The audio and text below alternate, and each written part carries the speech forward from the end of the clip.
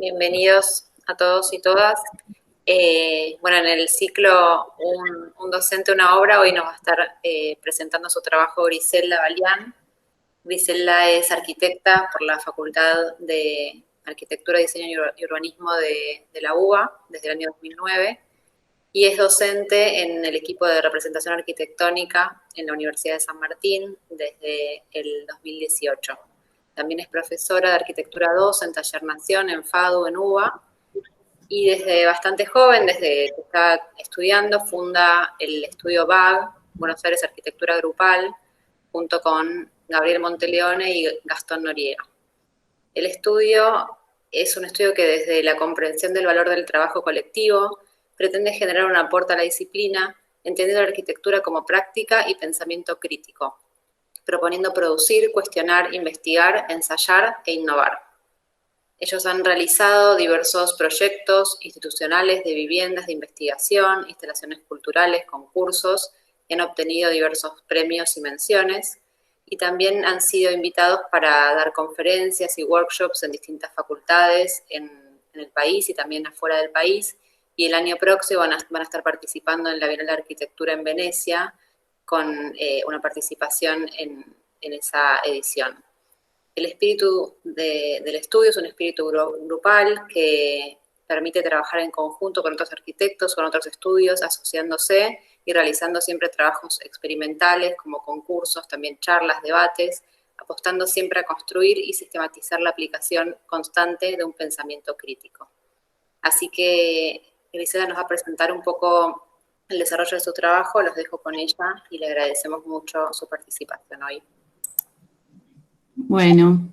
muchas gracias, Luzmila. Gracias a todos por estar acá. Y bueno, sí, hoy voy a presentar una selección de obras. No es, como dice el título, una obra, un docente, sino que hice una compilación. Y bueno, es lo que preparé para compartir hoy. Así que si les parece, comparto pantalla. Sí, como presentaba recién Luzmila, nuestro estudio se llama BAG, Buenos Aires Arquitectura Grupal, y es un estudio que tiene como un interés o una búsqueda de los que conformamos el estudio en abordar algunos proyectos o algunas miradas desde lo material. Y en ese sentido nos gusta pensar que es un estudio taller, y tener un taller en el estudio para poder hacer algunos ensayos, algunas maquetas, o por lo menos para tener como una cercanía con el material. Este es el estudio donde estábamos antes y el taller que teníamos en la terraza, y a medida que nos vamos mudando se va reinventando y ahora está en un espacio más chico y después esperamos que vuelva a tener un espacio un poco más grande. Y un poco la idea de tener este taller, como les decía, y este vínculo con lo material, parte de querer generar como una especie de entendimiento o trazabilidad de los materiales para conocerlos en profundidad y para, a partir de conocer los procesos que generan los materiales o las tecnologías que se usan, a partir de ahí poder proyectar. Por eso le dedicamos bastante tiempo desde muy chicos al registro y a la búsqueda de los lugares donde se producen los materiales, a las visitas de, por ejemplo, ladrilleras en este caso, para entender cómo se fabrican, por ejemplo, los ladrillos, cómo son los hornos, qué tipo de ladrillos salen de la parte inferior de un horno, qué tipo de ladrillos salen de los costados, cuál es el proceso de los moldes y del secado y del horneado de los ladrillos, como para, a partir de ese entendimiento, empezar a operar con el material. O sea, no tomando el material como algo que viene dado, sino tratando de entender todo su proceso. Y una vez quizá entendido o una vez que se tiene un primer acercamiento con el material, ahí sí poder pensar en algunos aspectos de exploración o de prueba con los materiales. Esta exploración la hacemos también desde que formamos el estudio, y hay veces que la hicimos de forma muy intuitiva o muy experimental, y a poco tratamos de ir sistematizando estos ensayos o teniendo como una metodología de registro, de prueba, de documentación de todos estos ensayos que vamos haciendo. Estos ensayos también los tomamos como un lugar sí, de exploración, ¿no? Por ejemplo, en las mismas hormigonadas de obra o en la misma obra donde se está construyendo algo, en este caso un edificio, entender que la obra también en cierta medida puede funcionar como taller y que quizá una vez que uno se acostumbra a los tiempos del hormigón y a lo que hay que esperar entre un camión y el otro y a toda esa serie de cosas que pasan en el proceso del hormigón, tomar esos ratos como exploratorios. En este caso, por ejemplo, estábamos probando hacer un banquito y usábamos de encofrado una goma de caucho con estos botones que son como los pisos de alto tránsito que se usan en los subtes, y con unas tapas de tachos de 20 litros probábamos hacer esto de unos topes para este encofrado y con unos hierros hacer el soporte del banquito. Y este tipo de ensayos que a priori al principio nos parecían como solamente lúdicos,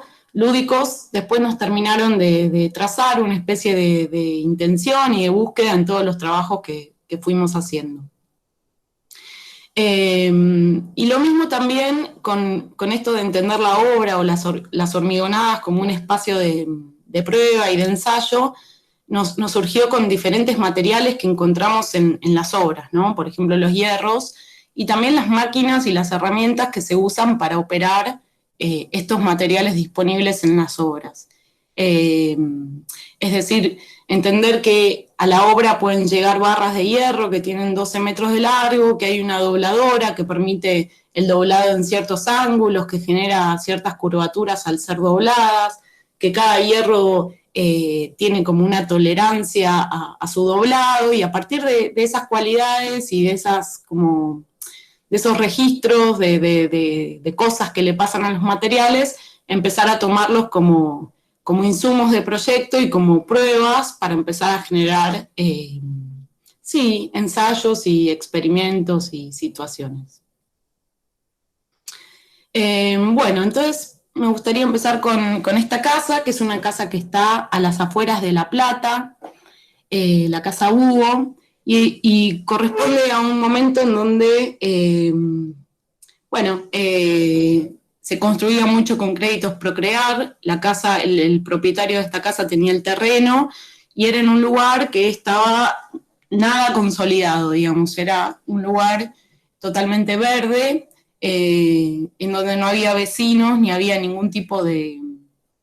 limitación entre un lote y el otro. Entonces, cuando empezamos a construir esta casa, teníamos que imaginarnos que esto iba a ser una esquina de un futuro barrio, porque era la esquina, y que iba a tener otras casas alrededor y que iba a conformar como una suerte de manzana en un lugar en donde lo que veíamos era la nada misma, ¿no? A lo lejos se ve la autopista Buenos Aires-La Plata. Y bueno, y un poco la estrategia en esta casa fue poder generar un sistema que combinara como una construcción industrializada con un trabajo artesanal in situ en la obra. Entonces la estrategia de esta casa fue abrazarse como a un patio interno, que era un patio que iba a tener un verde con un posible árbol, imaginábamos, y como también tenía una situación de fuertes inundaciones, se pensó elevar toda la casa un poco y tener como un sector público en la planta baja y después, subiendo una escalera, pasar a un sector privado en la parte superior. Pero lo que nos interesaba era pensar en un sistema de estructura metálica que se pudiera montar en muy poco tiempo. Toda esta estructura metálica, que son columnas y vigas de perfilería, se montó en 2 días con el uso de grúas y bueno, con los operarios trabajando en obra, y después de esos 2 días de montaje, digamos, ya estaba todo el esqueleto y toda la estructura portante de lo que sería la casa, y lo que seguía después era empezar a cerrar todos los paños, todos los cerramientos con distintos muros. acá ya empezaba a aparecer una primera casa vecina que se construyó más rápido que la nuestra. Entonces, bueno, a partir de este primer sistema, que tenía también estas losetas, se empieza a cerrar con ladrillo toda la casa. Y para eso empezamos a desarrollar como una especie de catálogo de muros de ladrillos en diferentes, pensándolos en las diferentes orientaciones que iba a tener, entendiendo que era un lugar como que estaba muy expuesto a los cambios climáticos y con cambios de temperatura muy fuertes, incluso entre el día y la noche. Entonces empezamos a desarrollar como una serie de catálogos de diferentes muros, muros acumuladores, muros con cámaras de aire, muros con vidrios de paño fijo, bueno, una serie de cuestiones en donde probábamos el uso del ladrillo de diferentes maneras. Y nos generábamos como este sistema de costillas, en donde es un muro puesto en panderete y puesto verticalmente, combinado con un muro de panderete horizontal y con una cámara de aire que en este caso la materializábamos con el uso del ladrillo hueco. Entonces aparece este sándwich en donde tenemos como el panderete exterior, el panderete interior y el ladrillo hueco en el medio. Y todo este trabajo que era más artesanal y para desarrollar en la obra misma, iba teniendo como una serie de detalles que eran muy fáciles de hacer por la gente que iba a trabajar acá en la obra, que tenía como una expertise o una habilidad para trabajar con el ladrillo. Entonces, como la idea fue solucionar todo el problema o todo el tema estructural al principio, hacer el primer montaje estructural de la casa y que luego se fuera cerrando con estos ladrillos y con estos muros que eran diferentes en cada cara. Entonces un poco empieza a aparecer esta situación en donde se ve siempre la estructura separada y estos muros que van conformando la casa y que en algunos momentos son costillas con ladrillos, en otros momentos son paños enteros, en otros momentos también aparece esta ventana que es la que veíamos en el detalle. Y cada muro va teniendo como distintas cualidades, siendo este casi el único material que define la casa. Si bien hay algunos aspectos metálicos o algunas pequeñas cosas de chapa, lo que tiene toda la casa es siempre el ladrillo usado de diferentes maneras. Y después la casa se terminó y como era un crédito a Procrear y suele pasar a veces, se fue terminando en etapas, o sea que no hubo un momento en donde esté totalmente terminada, sino que fue como un proceso de que después se terminó el techo y después el piso y demás. Pero sí, lo que nos gustaba pensar era que esa cáscara inicial permitía ir bancándose como las secuencias de etapas de obra y que aunque no esté el cielo raso terminado, la casa sea habitable y que se pueda ir completando en sus capas o en sus sistemas a medida que se fuera pudiendo. Y siguiendo con esta exploración un poco ladrillera, este es el edificio de Juana Zurduy, que es un edificio en el barrio de Núñez, en donde lo que nos pasaba acá era que era un típico lote de 866 que tenía la particularidad de que en uno de sus linderos, este lindero de acá de la izquierda, en esta axo, es una escuela, y todo lo que teníamos al lado como vecino de este lote era el patio de esta escuela. Esto que está dibujado acá es como la portería, pero después todo lo demás era un patio con unos árboles muy lindos y como un espacio verde y vacante en la manzana. Bueno, vacante no, vacante de construcción por suerte, pero un espacio verde y abierto. Entonces empezamos a entender que esa cara que quedaba mirando hacia la escuela no tenía que ser tratada como una medianera, sino como una cara más del edificio. Y tratar de alejarnos de ese concepto que tenemos a veces metido, que teníamos metido del 866, en donde había que primero generar las dos caras para después, o las dos medianeras para después empezar a diseñar. Entonces el edificio lo que trata de hacer es tener como unas envolventes en los dos bloques, y esas envolventes van sufriendo alteraciones materiales o de composición según el momento en que van atravesando de las cuatro caras de los dos bloques. Y en esto de pensarlo como envolventes, acá estamos mirándolo desde el lado de la escuela, entendíamos que había como ciertos grados de privacidad o de vínculo con el exterior que los teníamos que ir manejando en cada caso de una manera específica. Por ejemplo, cuando mirábamos hacia la fachada, que era como la cara más urbana, entender que queríamos que sea algo que desde la vereda tuviese un grado de permeabilidad, que el peatón o el automóvil que pasara por acá pudiera ver un poco para adentro y pispear, y que no fuese algo como un búnker o como una situación de fachada impenetrable, sino que permitiera pispear o mirar un poco lo que sucedía adentro. Y a su vez, desde la escuela queríamos que esto funcionara como un fondo y no como una medianera, entonces la estrategia fue como entre losa y losa, que siempre tenemos los 2,60 m que nos permite el código, o que nos obliga el código para poder poner los 4 pisos que se requieren poner, dividíamos esta altura en 3 fajas iguales, de 90 centímetros cada una, y tratábamos de desdibujar un poco esa cuestión de pisos, y que si bien es fácil de contarlo, que no estuviese tan claro qué pisos cada uno, ¿no? Que se pudiese confundir un poco esa situación. Y después, bueno, y estos paños de 90 centímetros que aparecen acá, los fuimos tratando de diferentes maneras en cada caso. Y también acá lo que pasaba era que, bueno, al ser una obra que tenía que tener un valor de metro cuadrado y un valor de construcción, como que la teníamos que pensar en cierta medida de una manera económica y aprovechando lo que teníamos disponible. Y en ese sentido teníamos como una muy buena mano de obra, una cuadrilla con la que ya habíamos trabajado y que tenían también como una habilidad o una expertise en el uso del mampuesto. Entonces, después de una primera estructura de hormigón armado, lo que empiezan a aparecer son estas fajas que al principio las pensábamos como, ya que iban a funcionar de parasoles en la fachada del frente y del contrafrente, ensayábamos algún tipo de cuestión para ver si podíamos colgar estos paños y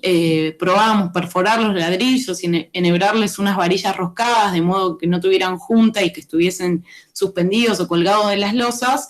pero, por ejemplo, este ensayo no funcionó y lo tuvimos que descartar porque fisuraban los ladrillos y era como muy riesgoso colgar ladrillos de esta manera. Pero nos gusta mostrarlo igual y también contarlo entre los estudiantes y demás, porque me parece que está bueno probar cosas y que esas cosas fracasen, y forma parte también de un experimento, ¿no? No siempre los experimentos conducen a algo bueno, sino que son pruebas que van acumulándose en formas de probar y saber lo que se puede hacer y lo que no se puede hacer. Bueno, y también como funcionaba en la Casa Búho, en este edificio empezamos a hacer una especie de catálogo y establecíamos 3 o 4 en realidad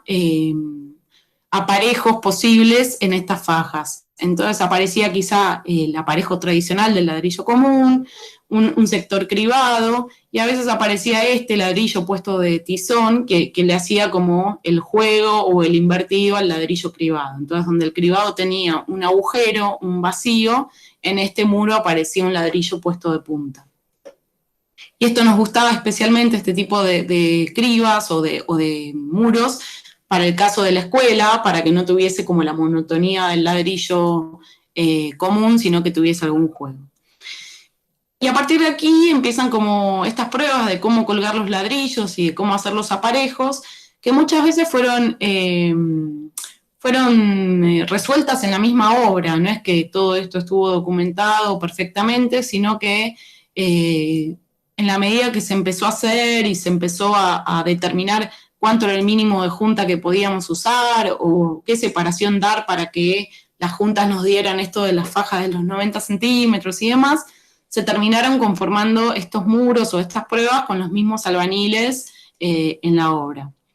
Y eso nos parece que está bueno, que creemos que no puede ser así siempre, porque quizás llega un momento en que hay que hacer una documentación y entregarla para que se pueda construir, y uno no puede quizás pensar que siempre va a estar con el mismo grado de acercamiento a la obra. Pero a nosotros nos pasaba, y un poco nos sigue pasando, es que encontramos como un ida y vuelta en la obra y un aprendizaje, y como termina cerrando los detalles o las resoluciones en la medida que los empezamos a ensayar o a probar en la misma obra. Y este envolvente que de los 90 centímetros, en cada caso va teniendo como diferentes resoluciones, ¿no? Estos son los patios internos, donde en algunos casos genera una terraza interna que mira hacia este patio. En otro caso, fíjense cómo esta ventana llega al mismo tope del muro y el muro hace simplemente antepecho. O en este balcón que tratábamos de que no se mirara directamente a la escuela, como para también preservar la privacidad de la escuela y que no haya acá alguien mirando todo el tiempo para allá, pero sí enmarcar la parte superior y poder ver estos árboles que nos parecían muy lindos. Y también esto de los parasoles y de las intimidades o los grados de visibilidad que se pueden permitir entre el patio interno, entre los vecinos del mismo edificio y entre el afuera.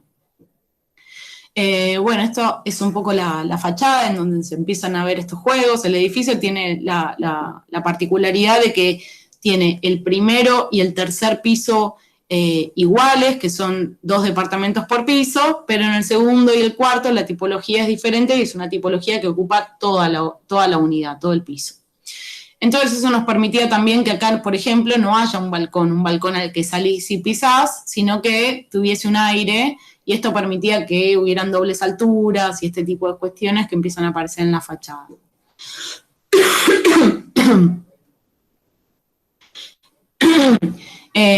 Los interiores de la unidad también tienen como concepto un núcleo central, un núcleo húmedo, que tanto en los departamentos de los 2 ambientes como en este que es el de 3, tiene todo el núcleo revestido en madera y que trata de generar una flexibilidad de usos en la tipología, permitiendo que el usuario decidiera cómo cerrar esta unidad, ¿no? Entonces, quizá acá queda como un cuartito pequeño que da hacia el cuarto grande que está allá, entonces esto podría ser un espacio para home office, un espacio para un bebé o un vestidor, y en ese sentido el usuario podía elegir si poner acá su cerramiento de madera o de la otra cara, y lo mismo en este sector, uno entra al departamento por acá y podía elegir si cerrar la cocina o si cerrar este paño y generar una segunda habitación o un comedor o un lugar de trabajo, un consultorio, lo que fuera, con acceso directo desde el ingreso. Y en el contrafrente, en el fondo del edificio, también está como un sector de Zoom o de parrilla en realidad, y lo que se ve del contrafrente es muy similar a la fachada, en donde en cada caso va llegando el ladrillo de una manera y entendiendo qué tiene a sus costados y qué tiene de vecino y en qué medida podemos mirar y en qué medida no tanto, y resolviendo así cada faja en cada situación. La casa Rodney es una casa que también es en La Plata, con una situación un poco parecida a la primera, a la de la casa Hugo, en un sector donde sí ya estaba un poco más urbanizado y donde lo que teníamos que lograr o lo que queríamos lograr era como una interioridad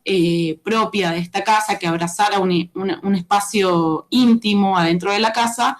y pensar una lógica sistémica para poder construir una casa también de manera muy económica. La casa está conformada por una secuencia de bóvedas y cada bóveda va delimitando espacios. Por ejemplo, este es un dormitorio, un living comedor, un semicubierto y un estudio. Y en cada caso también íbamos como regulando los grados de apertura y los grados de privacidad y de intimidad que tenía cada una de estas bóvedas. Entonces, para eso trabajamos con un sistema de zócalo o de basamento de hormigón, que es como una viga que tiene 50 centímetros y que es como la continuación de la fundación de toda la casa, y un sistema híbrido de columnas, en donde a veces eran muros portantes del propio ladrillo y a veces aparecen columnas metálicas, y todo esto sostenía estas vigas, que nosotros llamamos las vigas Y, que fueron unas vigas que diseñamos, el encofrado específicamente para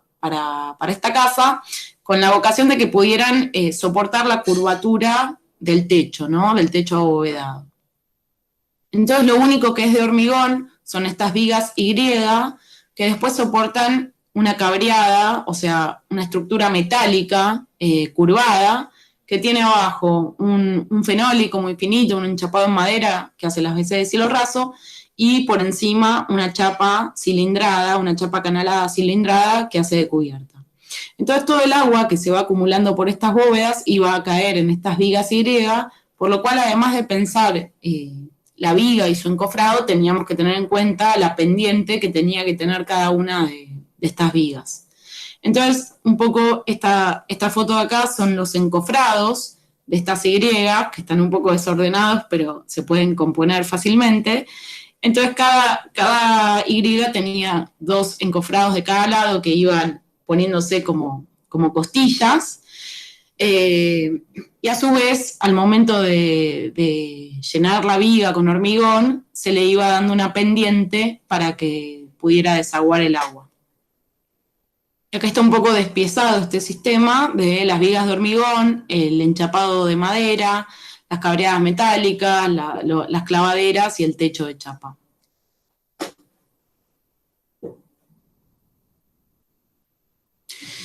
Y después, en cada situación, teniendo como el basamento ya resuelto de hormigón y las bóvedas ya pensadas y resueltas de hormigón, madera y chapa, los cerramientos empiezan a aparecer resolviendo cada necesidad. Por ejemplo, en este caso, lo que vemos del lado de atrás es como un pequeño fuelle con vegetación y lo que está atrás es la ventana de un baño. Entonces ese muro cribado responde a esto, en donde podíamos tener un grado de privacidad y de apertura, en donde desde afuera no se ve nada, pero desde adentro se ve un poco por estos agujeritos el interior del jardín de la casa. O estas situaciones en donde el estudio del home office, digamos, que está de este lado, quiere estar separado y no estar a la vista de todo lo que sucede en la casa, pero también tiene como esta situación de un saliente de ladrillo cribado, cuestión de que se pueda mirar, pero no tanto. Estos son un poco los interiores, donde aparece este fenólico que fue curvado también in situ. Y sí, y siempre apareciendo este zócalo de hormigón, recorriendo toda la casa, que nos fue sirviendo de sistema, ¿no? De sistema de organización. Y acá se ve, ¿no? Como esta viga de hormigón, en algún caso está apoyada sobre 2 vigas doble-T compuestas, y en otro caso está apoyada sobre este muro, que es un muro portante, digamos, que sostiene la viga. Y en todo este recorrido, cuando uno entra por este lateral, que es también de ladrillo, se va encontrando con distintas situaciones. De este lado trabajamos como con un muro más ciego, por un tema de orientaciones y por un tema de vecinos. Entonces la idea era como entrar por acá, ingresar a la casa y ver el jardín y todas esas demás situaciones. Y quizá el dormitorio tiene como este espacio de patios, en donde también el interés con los materiales y los materiales a mano y disponibles y con cosas que podíamos operar muy fácilmente en La Plata o en cualquier lado, poder generar estas situaciones de privacidad y de espacios diferenciados. Y ahora retrocedo un poco para atrás en el tiempo y traje la Casa Scout, que si bien es del 2013 y yo siento que la conté ya muchas veces, pero me parecía interesante traerla igualmente, porque también tiene mucho que ver con lo que hacemos en RA, con los estudiantes, en el curso de RA1 más que nada, en donde hacemos una axonometría de una obra y la despiezamos según sus sistemas o según el interés que tenga cada estudiante en despiezar. Y en este caso, este dibujo justamente sí despieza como todas las capas o todos los layers que van envolviendo la casa, en donde se ven quizá, en este caso, las losas de hormigón que tiene la casa y se extrae la cubierta metálica del techo y su segunda capa, que es una malla metálica de barras de hierro que sirve de soporte para la vegetación. Entonces esta casa que ahora voy a contar se puede como dividir en 5 sistemas y nosotros quizá vemos más porque fue una casa en donde trabajamos muy minuciosamente. Entonces, en estos 5 sistemas quizá podemos nombrar primero las 2 medianeras o los 2 cierres laterales, que también era un terreno de 866, un segundo sistema que componía todo el hormigón, las losas que eran siempre diferentes y que iban tomando diferentes formas a medida que iba subiendo la casa, el mobiliario y todos los tabiques interiores, que están todos hechos en madera, la capa metálica que envuelve la casa y por último la vegetación. Esto es, no lo conté muy bien, pero esto es una sede para un grupo scout, o sea que lo que se iba a hacer en esta casa no es una vivienda tradicional ni una escuela, sino que es una actividad educativa no formal. Seguramente muchos conocerán al scoutismo en general. Por eso también tipológicamente es un poco difícil de reconocer a priori de qué se trata el edificio, pero sí, se trata como de 4 ramas o 4 sectores que no son aulas, sino que son espacios diferenciados en donde hay distintas actividades según las edades de los niños que van atravesando todo el proceso del scoutismo, desde los 6, 7 años hasta los 14. Entonces cada rama va haciendo distintas actividades, algunas más introspectivas, otras más de reunión, otras más lúdicas y artesanales y demás. Y en esta casa también sucedió algo como lo que contaba antes, de que no estuvo totalmente resuelta desde un principio, sino que en la misma obra empezamos a resolver algunas cuestiones. Y en esta foto lo que vemos es la submuración, es decir, hacer un subsuelo, que en nuestro caso era la primera vez que hacíamos un subsuelo y un poco no teníamos experiencia en cómo submurar una medianera y los riesgos que eso tiene, y terminamos entendiendo y estudiando que la manera de submurar correctamente era haciendo un agujero y otro agujero y dejando como un montículo de tierra para no descalzar la medianera del vecino, que aparte era una escuela. Entonces, cuando hacíamos estos agujeros nos dábamos cuenta que nosotros queríamos que el subsuelo iba a ser de hormigón visto, pero como íbamos a llenarlo en diferentes etapas por culpa de esta submuración secuenciada, entendimos que teníamos que pensar alguna solución para que se disimulara o no se viera los cambios en llenadas, que si uno tiene una pared lisa hecha con un encofrado de fenólico liso, cuando llena y después lo completa, cuando saca la tierra, le quedarían como los cambios de llenada y se entendería los cortes entre cada muro. Entonces, como también por otro lado teníamos la inclinación del tronco, que cuando uno hace un subsuelo o una base, tiene como una cara derecha, que es la que da al vecino, y una cara inclinada, que esto es por cálculo estructural, que termina sucediendo de esta forma. Entonces diseñábamos como unos paneles que se iban repitiendo, ¿no? Entonces este era el encofrado para las 2 primeras bases, se llenaban estas 2 primeras bases, se desencofraba, se hacían los pozos en las otras 2 y se volvían a poner estos encofrados. Y esta situación de buñas verticales lo que nos iba a permitir era justamente eso que les decía antes, de que no se vieran los cortes o las interrupciones de las coladas de hormigón.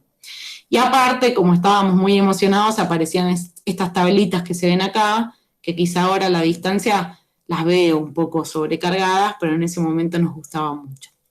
Entonces, al desencofrar, empieza a suceder esto, en donde quizá entre este tabique que se ve acá y este, puede haber una diferencia de camión o de llenada, pero al estar estas uñas verticales y estas tablitas que le daban un ritmo, eso se perdía un poco.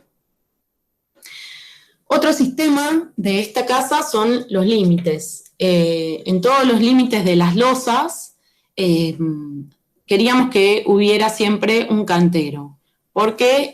un poco el concepto era que la casa estuviese completamente envuelta en verde y en vegetación. Entonces, estudiando más a fondo cómo tenía que ser este cantero,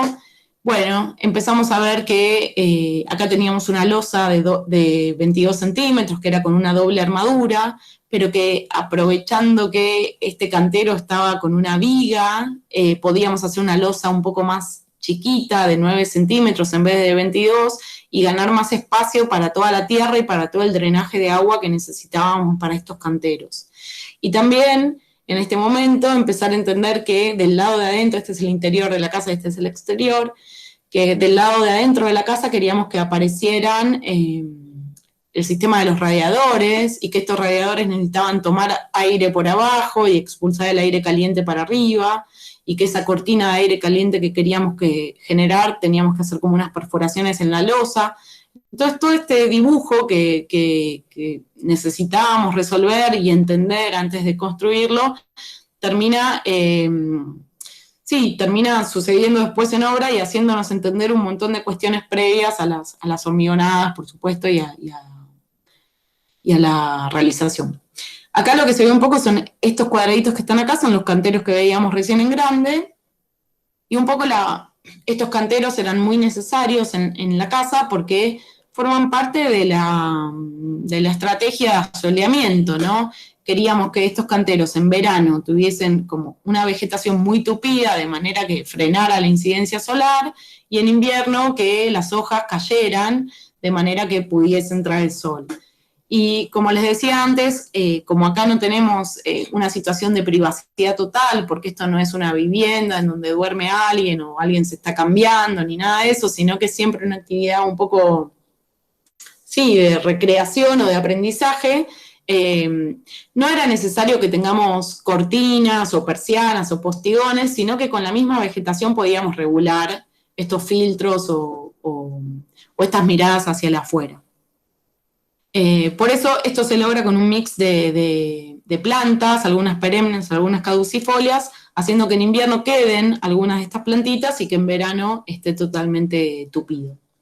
Y a su vez, toda esta vegetación que envuelve la casa, lo que buscábamos que genere era que den ganas de abrir todas las ventanas todo el tiempo. Y que eso funcionara para que no pongan aire acondicionado, digamos, ¿no? Entonces, si los convencíamos de que iba a estar bueno que esté la vegetación constantemente envolviendo la casa y que las ventanas se corren todas de punta a punta, y que no es peligroso que un niño se trepe a este cantero porque la reja o la malla hace de protección para que por supuesto nadie se caiga, y también de protección de seguridad para que nadie entre. Entonces forma parte como de un todo, y nos gusta pensar que la sustentabilidad de la casa está pensada desde ese lugar y no desde la incorporación de sistemas a posteriori, de paneles o de sistemas activos de sustentabilidad, sino desde cosas muy básicas como la ventilación, la orientación y el uso de las plantas. Acá también se ve los radiadores que mostraba antes en el detalle, que están siempre en los extremos de todos los canteros, de todas las losas. Y acá está un poco el encofrado, en donde aparecen estos pases o estos agujeros en la losa. Aparece acá la losa, el cantero que es más profundo que entonces que era difícil apoyar estas vigas porque había una losa más baja que la otra. Y bueno, una serie de complejidades en este encofrado, en donde también teníamos gente trabajando que por la escala de obra y por los presupuestos que nosotros como manejamos o estamos como habilitados a manejar, siempre es como desde un lugar muy artesanal toda esta resolución, ¿no? Por supuesto que esto se podría hacer con un sistema de encofrados más modernos, con peris o con alguna otra cuestión, y acá está todo resuelto con maderas y con puntales y con una resolución muy casera. Y acá también empiezan a aparecer los muros, los canteros, que una vez desencofrados, justo este es uno de la terraza que no tiene banquito, pero empiezan a tener todo el sistema que veíamos en el detalle inicial, que también fue un momento como exploratorio, porque fue la primera vez que hacíamos un cantero así con vegetación, y para nosotros estuvo bueno entender como todas las capas que teníamos que tener para que la tierra que iba a estar acá pudiese filtrar y pudiese desaguar y no fuera la tierra los desagües y demás. Y otra cosa interesante también en este proceso fue que cuando estábamos todavía en obra y con los canteros recién terminados, tomamos un poco la decisión con los dirigentes del grupo Scout de que toda la plantación la hicieran los mismos chicos. Entonces está bueno pensar que en cierta medida la obra no es que apareció de un día para el otro terminada para ellos, sino que fueron haciendo visitas a obra, que imagínense, para nosotros era un poco tedioso por un tema de seguridad, de barandas, eran niños, pero que fue muy, muy valioso este proceso porque se hicieron parte de la obra y del proceso y plantaron ellos todo esto y lo vieron crecer y son las mismas plantas que están ahora y que van cambiando, ¿no? Y eso generó también una cosa de pertenencia y de cercanía con el edificio que me pareció muy, muy bueno. Después, en el interior, todas las divisiones del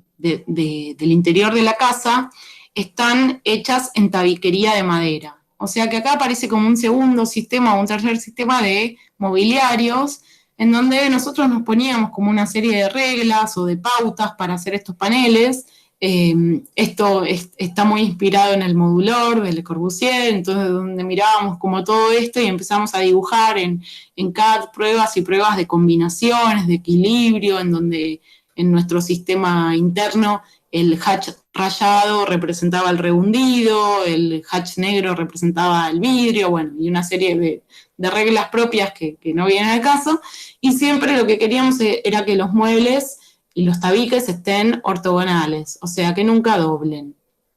Entonces empiezan a resolver todos los cerramientos internos de la casa, y en algunos momentos hay tabiques que se corren, que son corredizos, otros que tienen paneles pivotantes, puertitas de abrir, bueno, diferentes situaciones que van configurando el cerramiento de la casa y también el guardado, porque esos muebles es donde se guardan todos los elementos y todas las cosas que ellos necesitaban en cada rama para guardar. Y esta foto me gusta, pues es una foto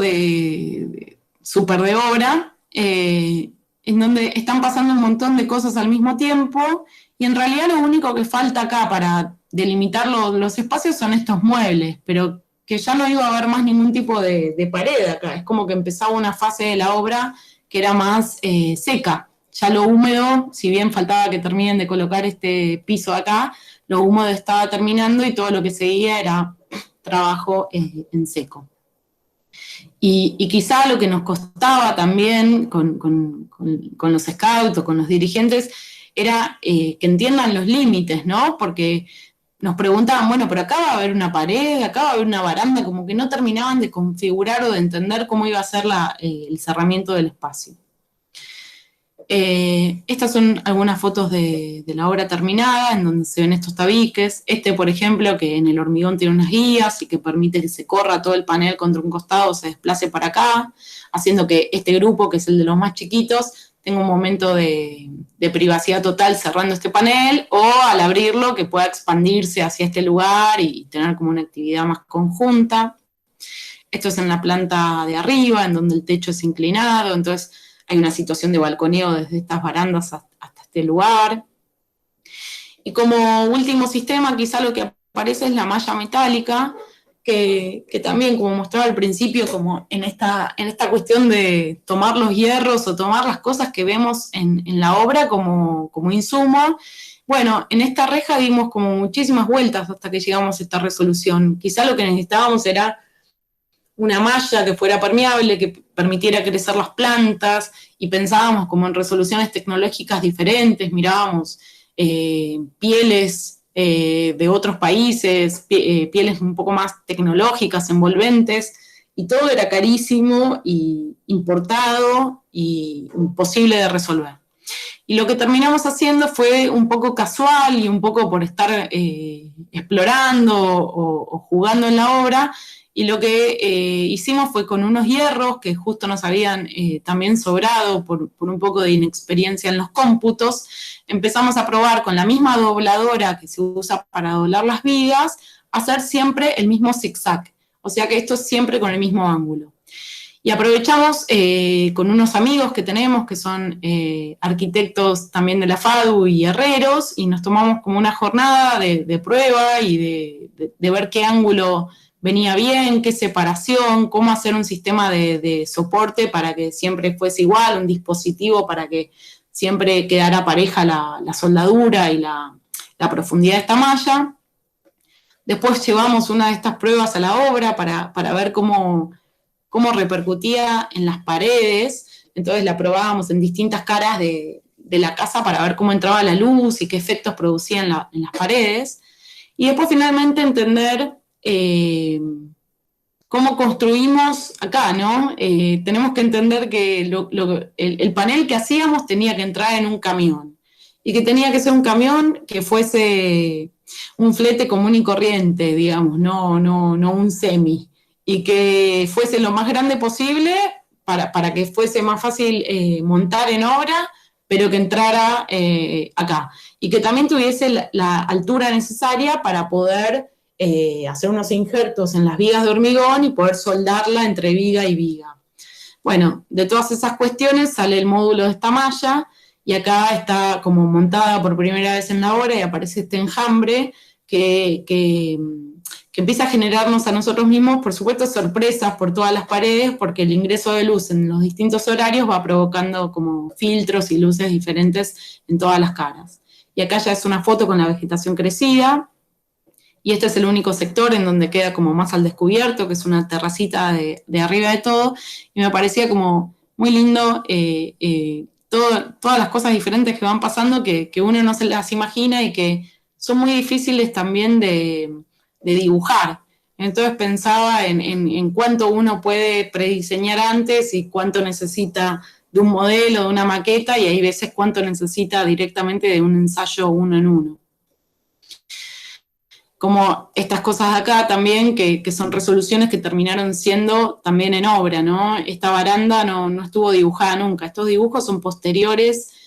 con la obra ya terminada. Acá hubo mucho tiempo un panel de madera que pasábamos todos los que íbamos a la obra todos los días, la recorríamos y había como un signo de pregunta, no se sabía qué hacer, hasta que como de estar ahí tanto tiempo, terminamos entendiendo que tenía que ser una continuación de esta baranda y que acá teníamos que hacer una diagonal y todas cosas que en el modelo 3D no las veíamos y estando aquí parados, sí. Bueno, voy a empezar a ir un poquito más rápido, ya termino. Bueno, acá se ven un poco más de estos filtros. Estas fotos que aparecen ahora son de Javier Agustín Rojas, en donde me gustaba también que detectaba como estas líneas o estas geometrías que va generando la malla.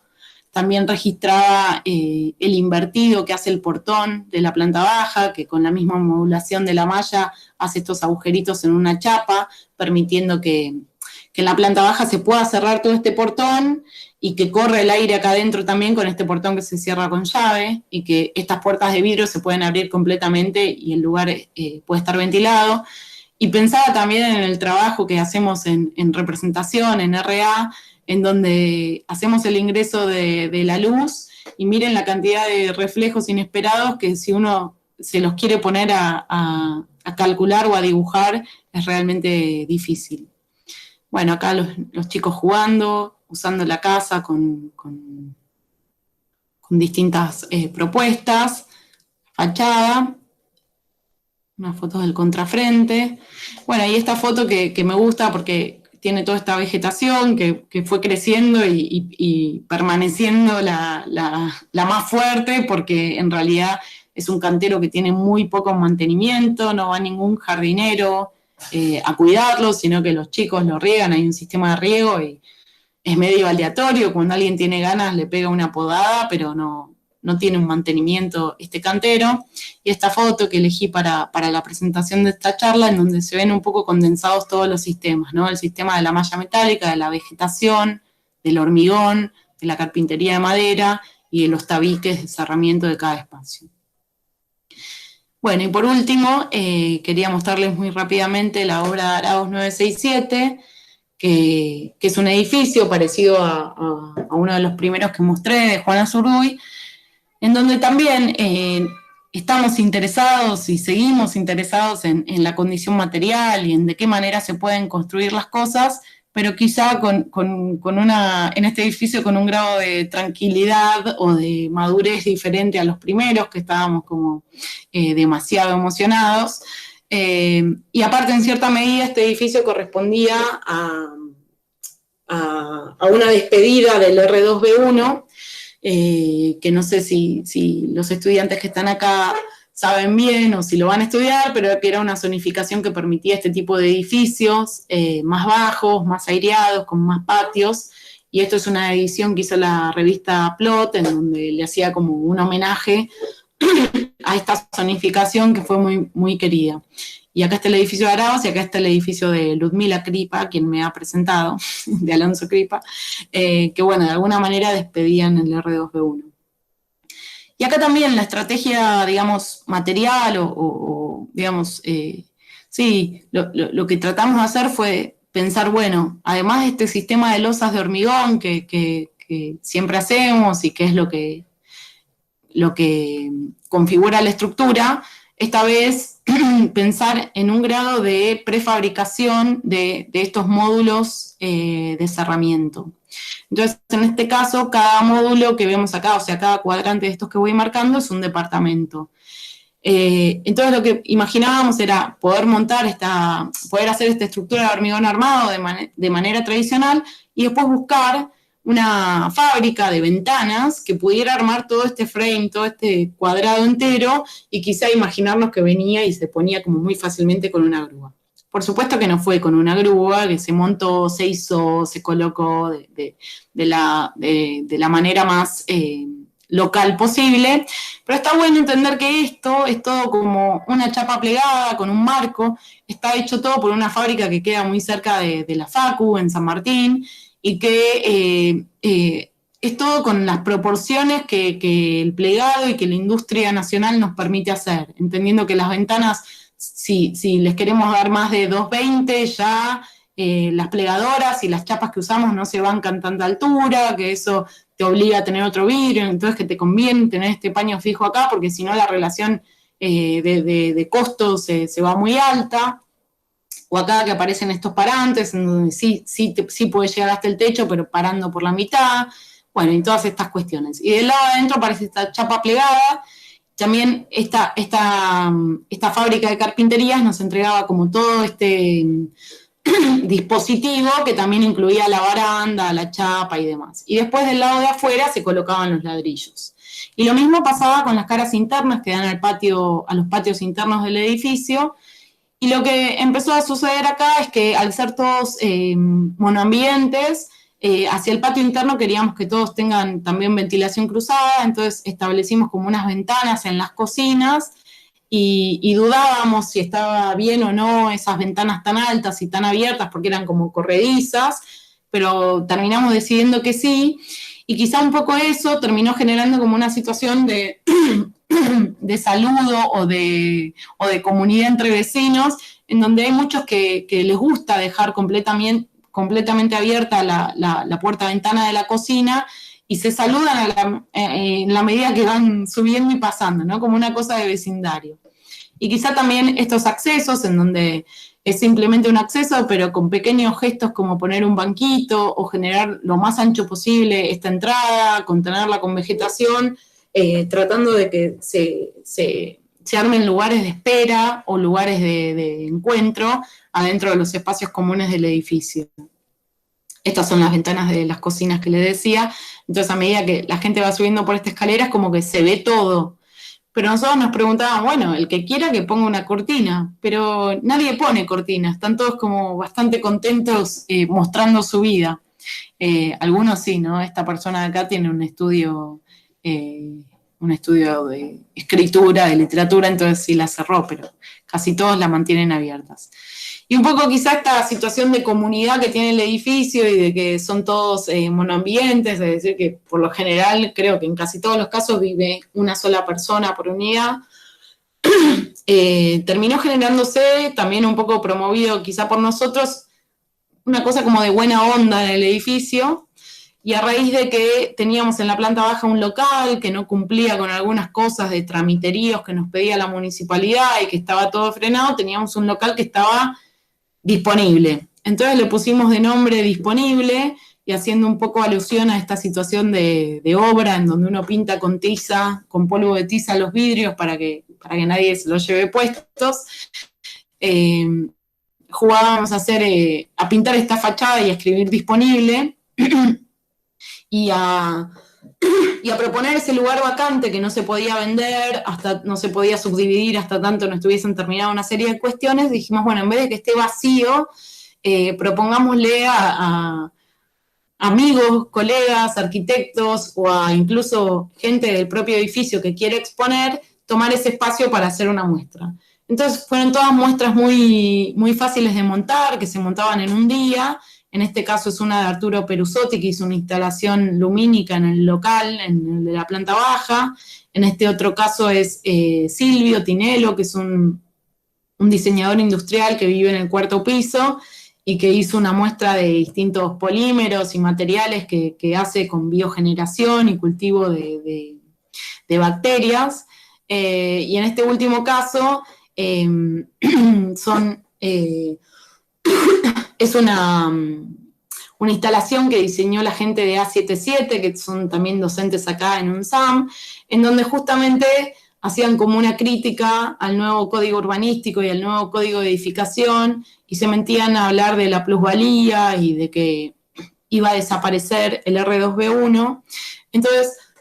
terminó esta muestra y después pasó todo lo que pasó y vino la pandemia, y hoy en día sigue esta muestra en la planta baja de este edificio, y quizá lo que nos gusta pensar es que un edificio no es solo un edificio, sino que tiene como miles de capas que vemos nosotros atrás, o miles de posibilidades en lo que vemos en una sola fachada, y que también un edificio es una postura crítica y una postura política frente a cómo construir y a cómo hacer arquitectura. Bueno, terminé. Hablé mucho, ¿no? ¿Están acá? Buenísimo, Gri.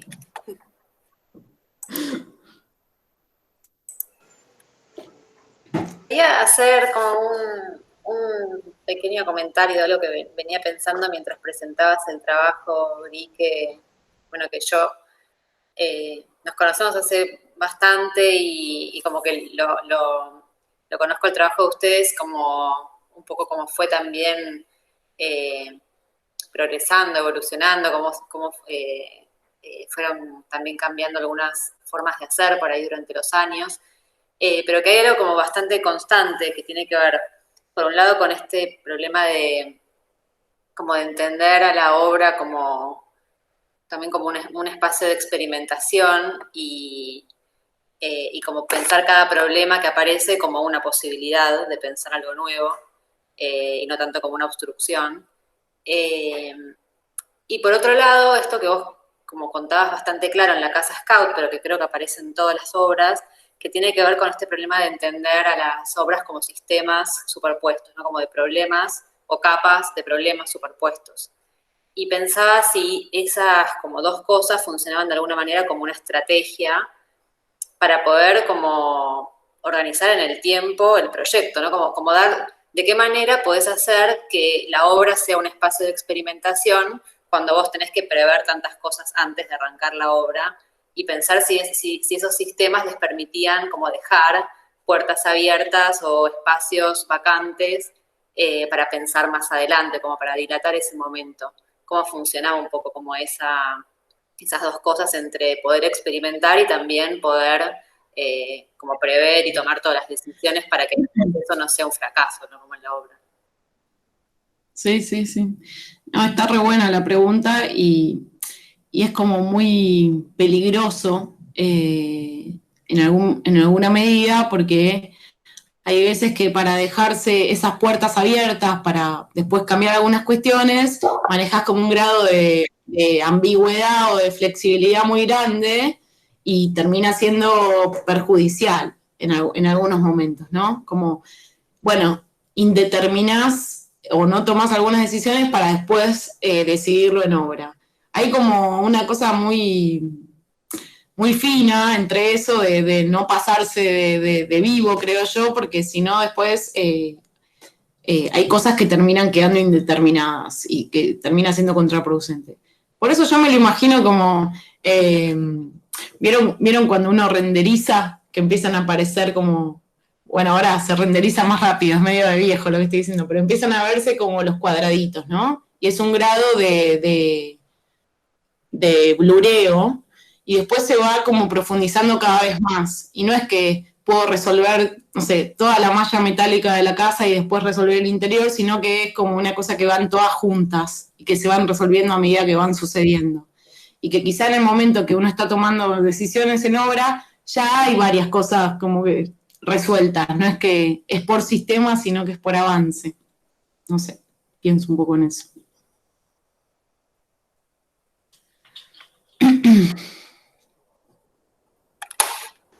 Veo varios estudiantes de RA, por ahí quieren aprovechar para hacer alguna pregunta.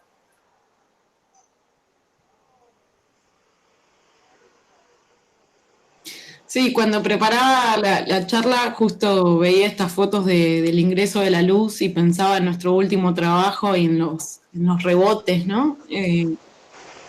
Cosas que quizá en el dibujo de ingreso de luz no son tan fáciles de detectar. Reflejos, rebotes, brillos. Yo le quería Hola. hacer una pregunta, Griselda. Ah, perdón, ¿había alguien? No sé. ¿Se puede preguntar? Hola Claudio, ¿cómo estás? ¿Qué tal? Sí, dale. ¿Qué Porque tal? siempre hago la misma pregunta, algunos se enojan porque dicen que no podemos hablar de inspiración. Pero bueno, te preguntaría entonces cuáles son tus cercanías en relación a las arquitecturas o los arquitectos que te acompañan en tu proceso desde que empezaste a hacer estos edificios, ¿no? Sí, bueno, yo creo que es muy variado y que no me identifico con contestarte con un maestro, con un referente. No soy millennial, pero casi. Y quizás lo que me fue pasando es que ha ido variando todo el tiempo, ¿no? Y no tengo como una imagen de un referente tan cercano. Tengo como momentos de amor total con Peter Zumthor, tengo momentos de Glenn Murcutt, tengo momentos que, no sé, me gusta mucho todo lo que está pasando y lo que pasó a nivel latinoamericano, y quizá con el ladrillo he estudiado muchísimo a Solano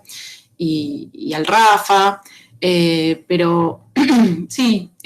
me parece que es bastante variado y que quizá lo que me gusta es mirar mucho y encontrar como esta cuestión de las inteligencias o de los juegos bonitos que empiezan a aparecer entre las obras.